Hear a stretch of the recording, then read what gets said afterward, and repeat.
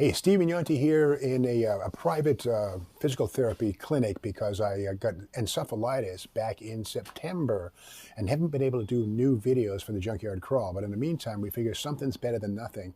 And a lot of people don't realize that we've got something like 330 videos in the channel playlist for the Steve Yonti YouTube channel. So if you're having withdrawal from no new videos, you can actually check out some of the classics that you might not have seen before. And in the meantime, before we get rolling with this, we're going to run a bunch of heavy-duty truck videos in a string of maybe 10 of them. So every day you'll get a good fix of Mack trucks, Diamond T's, Rios, Peterbilts. Well, no Peterbilts, actually. Those are a little too big for the junkyard.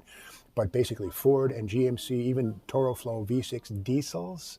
Crazy stuff. So we're going to run those things in the next several days. So please stay tuned to the Steve Maggs YouTube channel. By all means, give us a thumbs up. And quickly, I want to thank Rick DeBrule and Tyler Hoover for keeping the channel alive in December and January and really stepping up. So thanks, guys.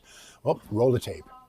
Steve Yonti here doing the Junkyard Crawl at Bernardston Auto Wrecking in Bernardstown, Massachusetts, with something that used to be a very common sight on the road when I was younger, 1987 Dodge Ram D350 6-wheel. And this is a cabin chassis. We'll get into that in a minute. Now, this styling cycle right here went 1972 all the way through 1993 and was completely nuked and vanished by the 1994 Louisville Slugger big rig style Dodge Ram trucks that we know today. And there are many variations since 1994. But when that big rig styling came out in 1994, Dodge truck, it basically reinvigorated Detroit, and it led to GM and Ford emulating the look of the Dodge big rig. But by this point in time, Dodge was definitely in third place behind Ford and Chevrolet/GMC. Dodge trucks held up the rear, actually, of the pickup truck and heavy truck world. And one of the problems with this truck right here is that this being a 1987, this is going to have nothing bigger than a 360 small block. You gotta remember, after 1978, there were no 440s, no more 400s, no big blocks at all in big trucks like this. Even a cabin chassis with 6 wheels, this thing would have had the 360 or the 318 small block. Meanwhile, over at Ford, the 460 big block, or at GM, the 454 big block could be had in trucks of this size. So these were definitely underpowered for their time. And getting to that underpoweredness, let's have a look under the hood and see which one of those engines this one has. And yeah, there it is, the 360. We know it's a 360. We can see right here, 5.9 liters.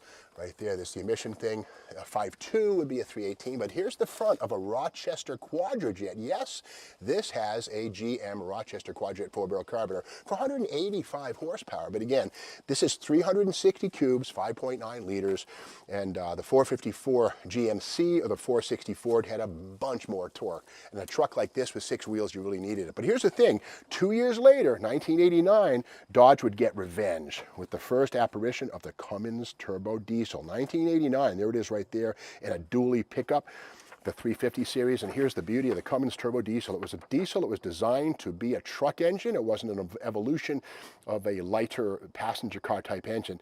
And again, the Dodge Ram always turbocharged. And the beauty of these things was the performance they offered.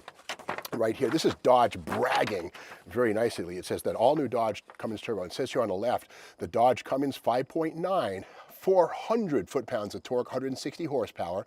Meanwhile, GM Detroit Diesel, 6.2 liter, bigger engine, 265 foot-pounds, 155 horsepower. Ford Navistar 7.3, it's an international. Bigger engine, 7.3 liters, only 345 foot-pounds and 180 foot-pounds. So again, the 5.9 Cummins Turbo Diesel could be had in 1989 and fit right in here with 400 foot-pounds of torque. It was a 5.9 liter engine, just like this, but such a different thing. Again, this is the LA series gas small block, 185 horsepower. So again, no 440, no 400 after 1978 in full-size trucks. Kind of a negative in a way. And these sold well enough, but always way behind Ford and certainly behind General Motors. But getting back to this thing's 350 series, this has the full boogie wheels on this thing, massive wheel and tire combo here. This is like a 2-ton chassis, 3-ton chassis. It's a big one. And inside, we can see where on the door, it says right there, cab and chassis, that rectangular white sticker right here. This here It says chassis cab label, models 10,000 or less GBW, and down here a little decal says road ready. So this would have been sold by Dodge as basically a bedless truck. So basically a burnout machine, if you will. And this is a 1989 Dodge commercial trucks brochure right here. And again, this was meant for plumbers, municipalities, etc. This catalog would be for them. But here it is right here, the cab and chassis inside on the left. And we see right there, you could get these with a service body, a van body, a wrecker, a platform stake. And again, these bodies would be installed by what we know as an upfitter. These were not sold by Dodge with the bed on the back, but in some cases, Dodge would finance the bed into the package. You could buy it at one place, the dealer would send the truck either from his lot or from the factory, drop ship it to the upfitter where the body would be installed. But the bottom left, that's how Dodge built them, and that's how they left the factory with nothing on the back. That's a burnout machine of the first order. We can see the temporary plate and lighting right there on those things. The whole point being that it was born to have something put on the back. And the 3/4 tonner also, the single wheel truck, yeah, I could get that too. The 250 series Ram with the cab and chassis build. Now getting back to the bed on this thing, this is a flat sort of a rack, if you will. Dual wheels on the back, again, part of this long wheelbase. A few different wheelbases were possible. This is about as long as it got. A Dana 70 rear axle with full floating axles, dual rear wheels, all of this right here, 10,000 pound GVW, 5 tons total. And the steel work bed on this one, there's no badge or label to say which upfitter put this on. I can't find one, but it's a nice piece, all metal.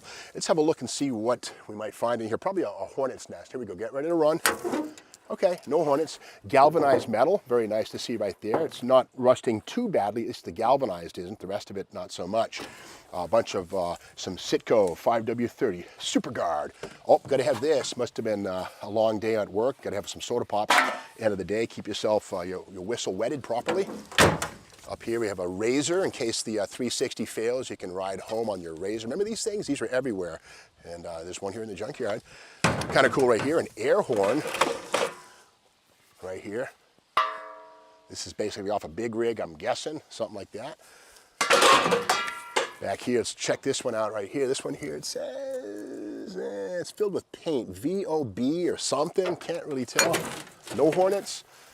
Weekends were made for Michelob. Weekdays, it looks like here in the case of this truck. There's some, PB Blaster, fabulous rust blaster stuff right here. Still a little bit in there. And coming around to the back, oh, hello there, Katie. Always upstage. You know what? You are a mean scene stealer. You are. You know, Hollywood is that way. Why don't you go now? Go to Hollywood. Anyway, back of this thing, a nice big trailer hitch, a pintle hitch as they call it right there, kind of a heavy-duty item. And the rear taillights right here, torsion mounts apparently, and these of course would have been installed at Dodge temporarily on the back of the frame. And of course the upfitter cut a hole in the rear bumper for them to poke through and be very much protected. Kind of nice work. Wooden floor, that's kind of neat. The bed on this thing was wood and succumbing to the nature there, but again, the steel looking pretty decent. This particular workbox has begun to fall off the side, gravity taking over. And here we have the factory available West Coast mirrors, as they put them. They stick out way long so you can see past the extra wide bed on the back, something the stock pickup truck mirror wouldn't begin to do. Yeah, and there it is inside. And again, this cab style, 1972 through 1993, a long run. And some say that Dodge took a real good look at the Plymouth Satellite, the 1971 Satellite, when they styled these trucks. And frankly, I can see it totally. But again, this one has the 360. 2 years later, 1989, this could have said Cummins turbo diesel right there. But again, something that's kind of cool, I guess they call it iconography, wherein badges and branding are universal. We see here the Ram, the logo right there, which was used on Dodge trucks in the 1930s and passenger cars, brought back, I believe, in '83, the Ram logo right there. Of course, the Aries, the Ram, virility, strength, and interesting, this is the top of the pile, the 350 series. This thing right here is a Ram 50. It's also a 1987, and this represents the opposite pole. This is the smallest of the bunch, so 7 times 5 is 350. So this is a 7th as strong and big as this one right here. Not so much, actually. In fact, tomorrow we'll feature and highlight this 1987 Mitsubishi Dodge Ram 50 Sport, which again is 1/7 as strong as that. Or is it? It's actually a 1,000 pounder. We'll talk about that one tomorrow. But in the meantime, if you like this video about this 1987 small block, low power dually, kind of an interesting vehicle for its time, calm before the storm when the turbo diesel came along 2 years later. If you like this video, share it with your friends, give us a thumbs up, and by all means, hit the bell so when you're aware of the next video, which comes out tomorrow morning on this little Dodge truck right here. You don't want to miss it.